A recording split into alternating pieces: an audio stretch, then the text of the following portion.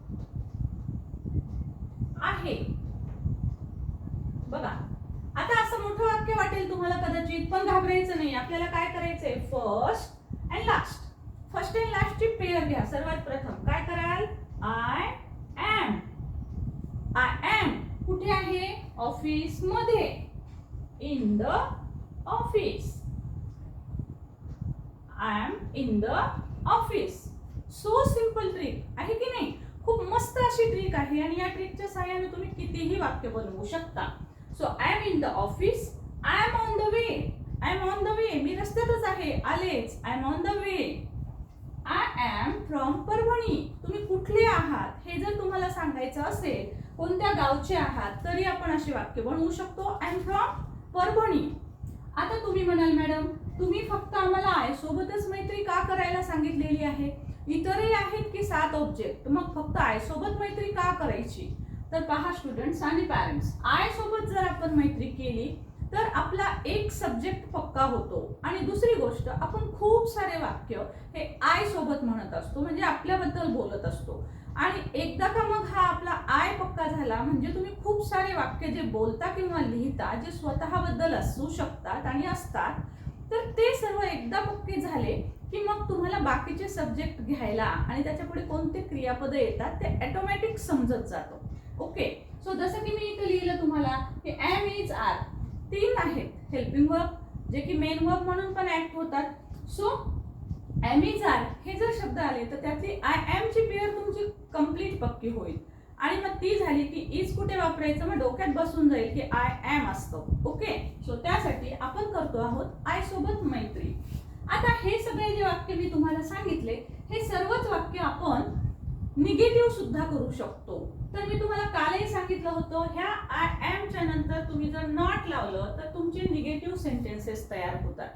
Student, या मेथडनी तुम्ही खूप सारे वाक्य बनवू शकता, परंतु ते वाक्य तुमचे विधानार्थी वाक्य असायला हवेत. मग ते पॉझिटिव्ह किंवा निगेटिव्ह असू शकतात.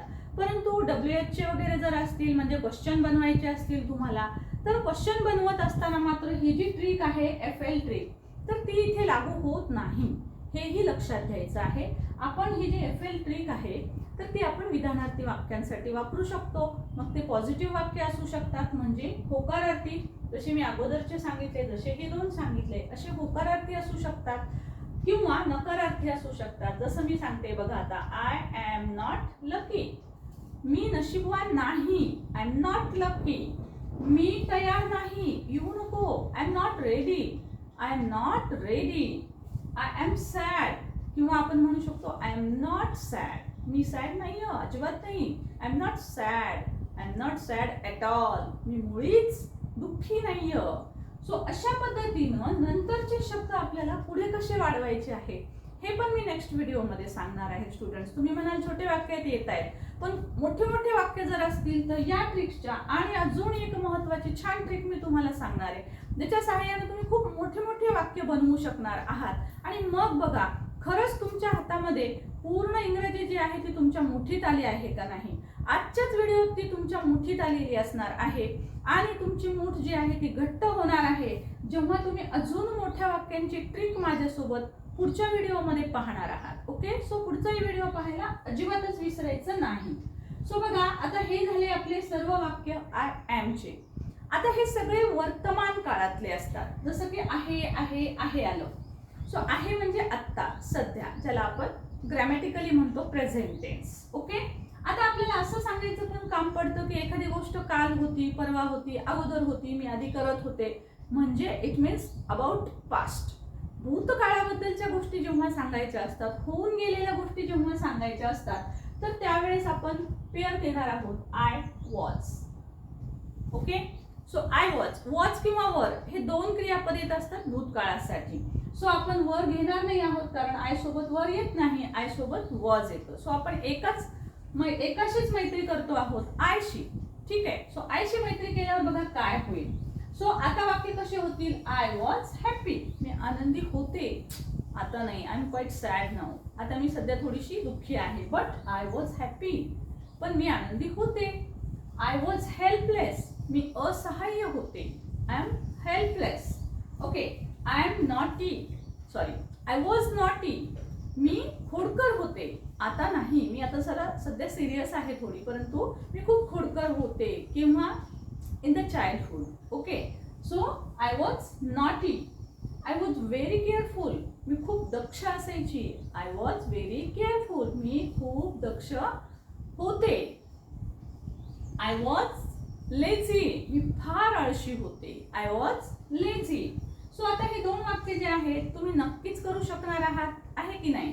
सो तुम्ही हेही वाक्य बनवा आणि आता पुन्हा हे सुद्धा वाक्य तुम्ही या पद्धतीने बनवल्याच्या नंतर पुन्हा हे निगेटिव्ह सेंटेन्सेस तुम्ही ऑफकोर्स करू शकणार आहात. बघा स्टुडंट्स, तुम्ही किती वाक्य बनवू शकत आहात. ओके, सो बघा हे वाक्य झाले. आता आय वॉज नॉट घेऊन पण करू शकता.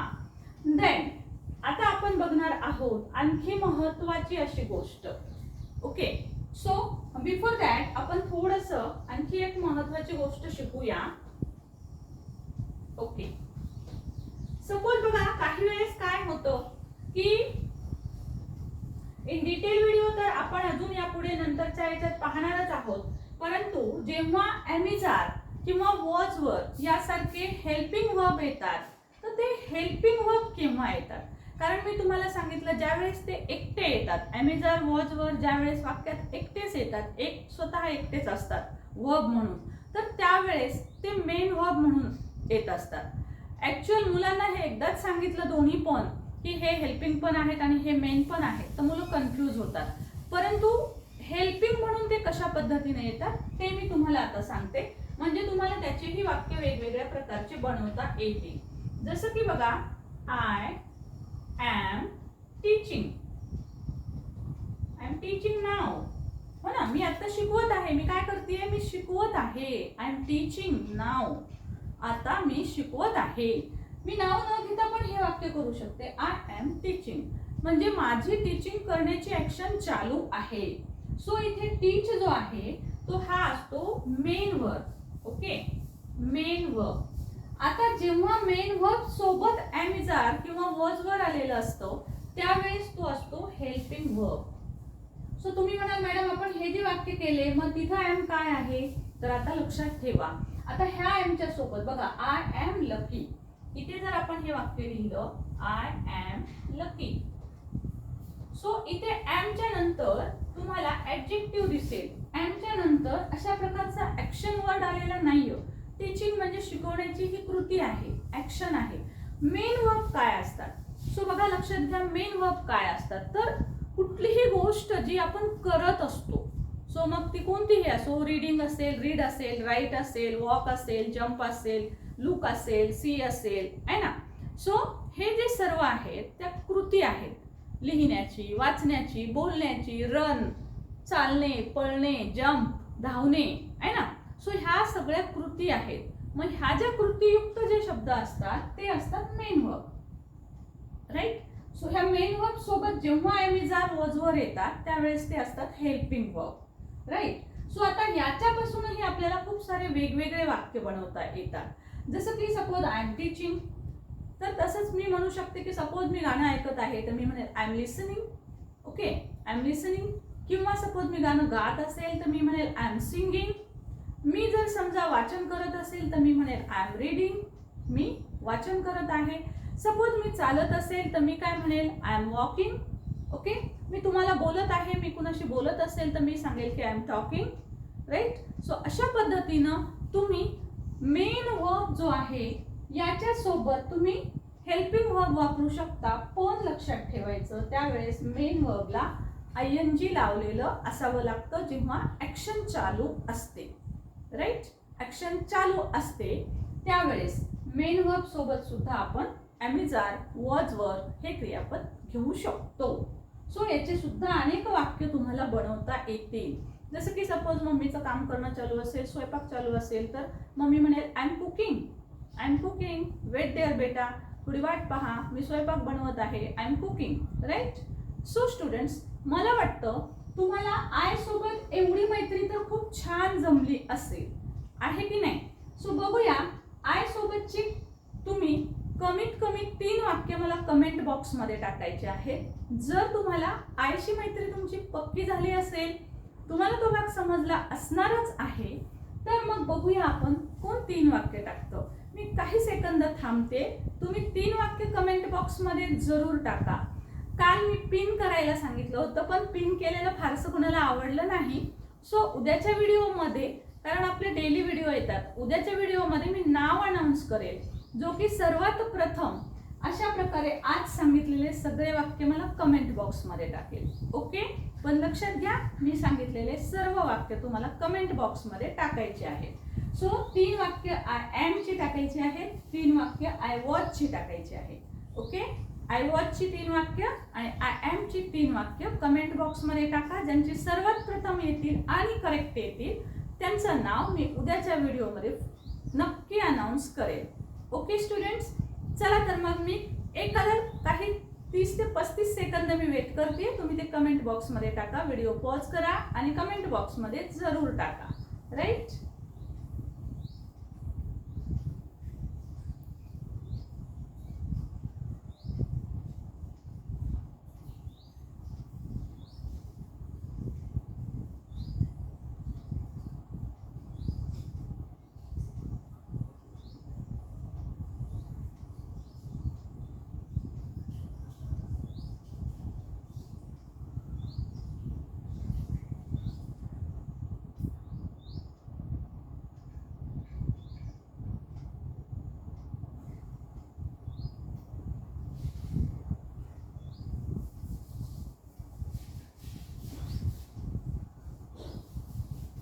ओके स्टुडंट, नक्कीच तुम्ही कमेंट बॉक्समध्ये वाक्य टाकली असतील.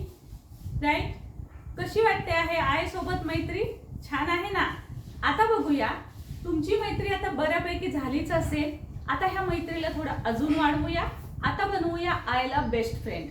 ओके, सो कसं बनवायचं आहे आयला बेस्ट फ्रेंड ते बघूया आपण. सो ट्रिक आपण हीच वापरणार आहोत, जी की मी तुम्हाला सांगितली, FL, फर्स्ट अँड लास्ट. हीच ट्रिक आपल्याला वापरायची आहे आणि अजून बेस्ट फ्रेंडशिप आपल्याला करायची आहे. बघूया कशा पद्धतीने होईल. सो असे काही सेंटेन्सेस असणार आहेत की ज्यामध्ये तुम्हाला हॅव आणि हॅज वापरायला लागतो. सो मग आता आपल्याला हॅव हॅज कुठे वापरायचे हे मागील व्हिडिओत पण मी सांगितलं. ॲमेझॉन वॉजवर यामध्ये आणि हॅव हॅज मध्ये एक डिफरन्स आहे.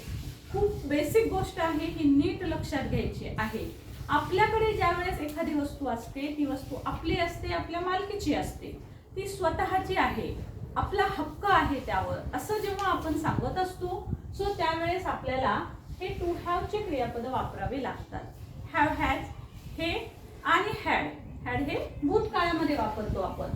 पण आता लक्षात ठेवा, आईची जोडी ही हॅव सोबतच असते, त्यामुळे सध्या forget about has. Okay, has साठी मी मागील व्हिडिओमध्ये खूप सुंदर ट्रिक पण सांगितली होती.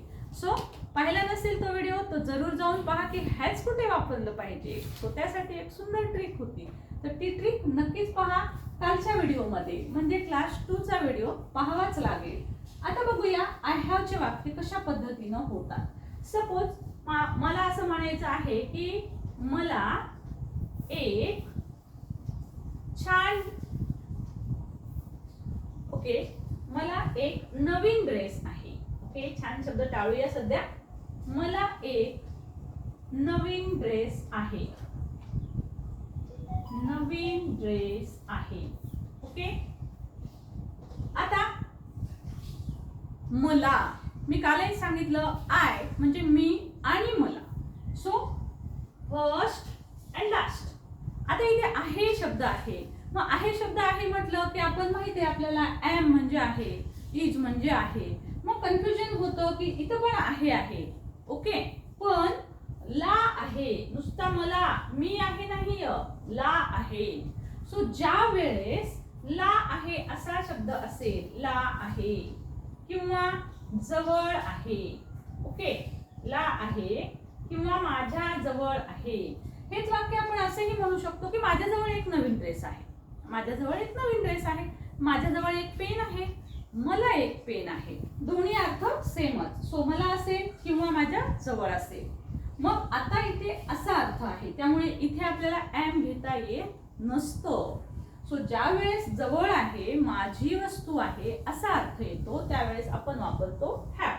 सो सो मलासाठी इथे मी घेणार आय, आणि इथे आता मला आहे साठी घ्यायचंय, म्हणजे जवळ आहे साठी घ्यायचंय have. I have. Okay, so I have काय आहे, आता राहिलेल्या उरलेल्या गोष्टी घ्यायच्यात. एक नवीन dress. So a new dress.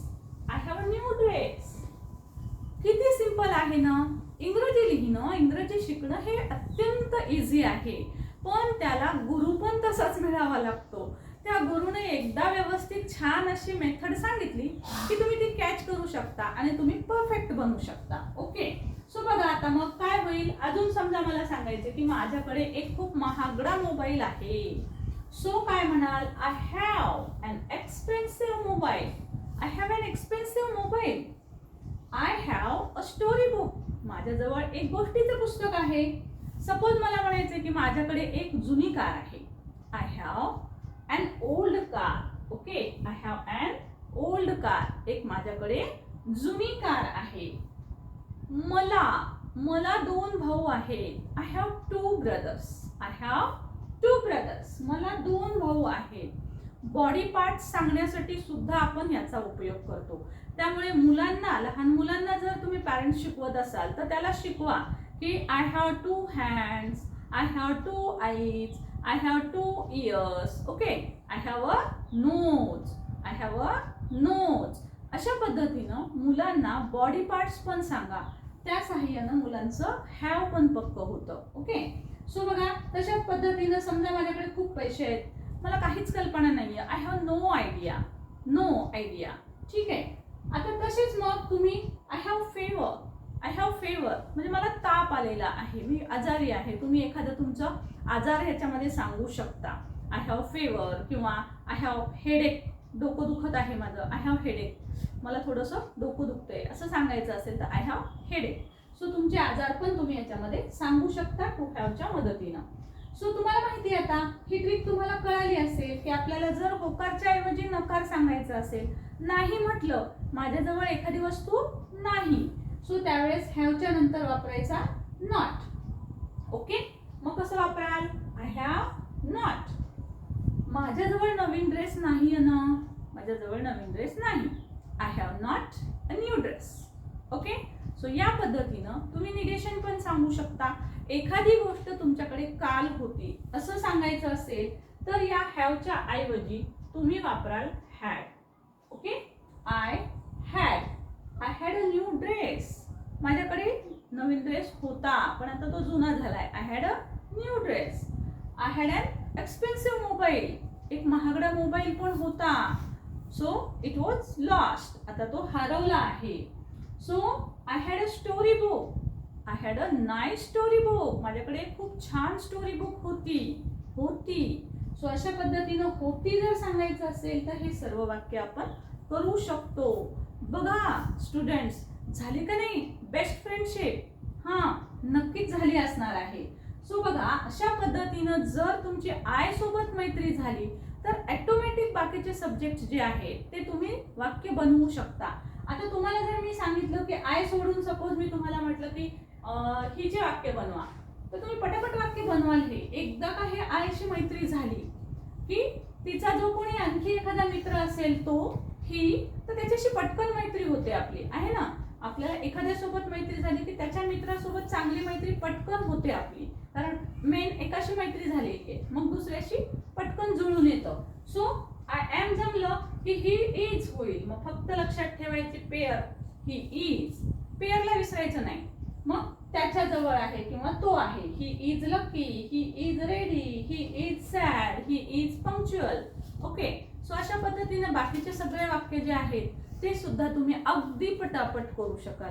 आता म्हणेल का बरं कोणी की तुम्हाला इंग्रजी लिहिता येत नाही म्हणून? नाही ना, आता कोणीच म्हणणार नाही की मला इंग्रजी येत नाही. सो बघा स्टुडंट्स, हे जे बेसिक व्हिडिओ आहे, 3 बेसिक व्हिडिओ, याच्यामध्ये मी तुम्हाला इंग्रजीचा अख्खा चमत्कार उलगडून दाखवलेला आहे की मुळापासून इंग्रजी कशा पद्धतीने आपल्याला खोदून काढायची आहे, जेणेकरून की आपण ही इंग्रजी अख्खी आपल्या मुठीमध्ये करू शकतो. मराठी मीडियमचे असलो म्हणून काय झालं, मराठीतून शिकतो आहोत म्हणून काय झालं, आपण सुद्धा इंग्रजी खूप छान लिहू शकतो. आणि जर लिहू शकलो आणि आणि या सर्व गोष्टींचा वाचनासाठी पण ऑफकोर्स उपयोग होणार आहे. सो यामधले हे सर्व शब्द तुम्ही वाचत जाल, तुम्ही ते वाचत राहाल तर तुमचं रीडिंग पण ऑटोमॅटिक पक्क होणार आहे. आणि सध्या आपली रीडिंगची पण एक सिरीज चालू आहे. सो दररोज आपले 2 व्हिडिओ येत आहेत. सो एक रायटिंगसाठी घेत आहे मी आणि एक रीडिंगसाठी घेत आहे. सो 2-2 व्हिडिओ डेली येत आहेत. सो ते दोन्ही व्हिडिओ जरूर पहा. ज्यांना रीडिंग येत नाही त्यांनी ते रीडिंगचे पण बेसिक पासूनचे व्हिडिओ आहेत, 0 लेवल पासून दोन्ही भाग ॲट अ टाइम सुरू केलेले आहेत. सो 15 दिवसांमध्ये आपले हे दोन्ही भाग कव्हर अप होणार आहेत. सो कम्प्लीट इंग्लिश शिकायचं असेल, कम्प्लीट इंग्लिश, ज्यांना वाचन येत नाही त्यांनी तेही पाहायचे आणि प्लस तुम्हाला हेही पाहायचे, म्हणजे तुमचं दोन्हीही पक्क होणार आहे. तुमचं रीडिंग पण पक्क होणार आहे आणि तुमचं इंग्लिश रायटिंग पण पक्क होणार. दोन्ही पक्क झाल्याच्या नंतर राहणार काय, ओनली स्पोकन, ते आपण नंतर लवकरच सुरू करणार आहोत. सो स्टुडंट्स, मला वाटतं आता तुम्हाला हा भाग बऱ्यापैकी जमला असेल. जर समजा तुम्हाला हॅवचे सेंटेन्सेस जमले असतील तर आय हॅवच्या जोडीचे 3 सेंटेन्स, कोणतेही 3 सेंटेन्सेस, शक्यतोवर इथले लिहू नका, दुसरे मनाने लिहा आणि मला 3 सेंटेन्सेस कमेंट बॉक्समध्ये जरूर लिहून पाठवायचे आहेत. कारण मी उद्याच्या व्हिडिओत त्यांचं नाव अनाउन्स करणार आहे. त्यामुळे आय हॅवचे वाक्य जे आहेत ते कोणतेही 3 सेंटेन्सेस, निगेटिव्ह पॉझिटिव्ह कोणतेही चालतील. सो 3 सेंटेन्सेस मला कमेंट बॉक्समध्ये लिहून पाठवायचे. Okay. So students, I एमचे 3, I वॉजचे 3 आणि आय हॅवचे 3, अशा प्रकारे 9 ला 9 सेंटेन्सेस ज्यांचे करेक्ट येतील त्यांचं नाव मी उद्याच्या व्हिडिओमध्ये अनाउन्स करणार आहे. आणि हा जो व्हिडिओ आहे आणि हे सर्व व्हिडिओ जे आहेत ते जास्तीत जास्त शेअर करा, कारण मराठीमधनं या पद्धतीनं इंग्रजी शिकवणारं आपलं एकमेव चॅनल आहे की जिथे आपण बेसिक पासून सगळ्या गोष्टी शिकवतो आहोत आणि तेही सर्वांसाठी ओपन ठेवून. कुठलेही व्हिडिओ आपले अनलिस्टेड नसतात, तुम्हाला न पाहता येण्यासारखे नसतात, सर्व काही सगळ्यांना फ्री असतो. सो व्हिडिओ आवडल्यास लाईक, शेअर आणि कमेंट जरूर करा आणि नवीन असाल तर चॅनल सबस्क्राईब करून घ्या आणि त्यापुढील बेल आयकॉन दाबायला विसरायचं नाही, म्हणजे नोटिफिकेशन्स मिळतील. So like, share and comment. Thank you so much for watching. Thank you.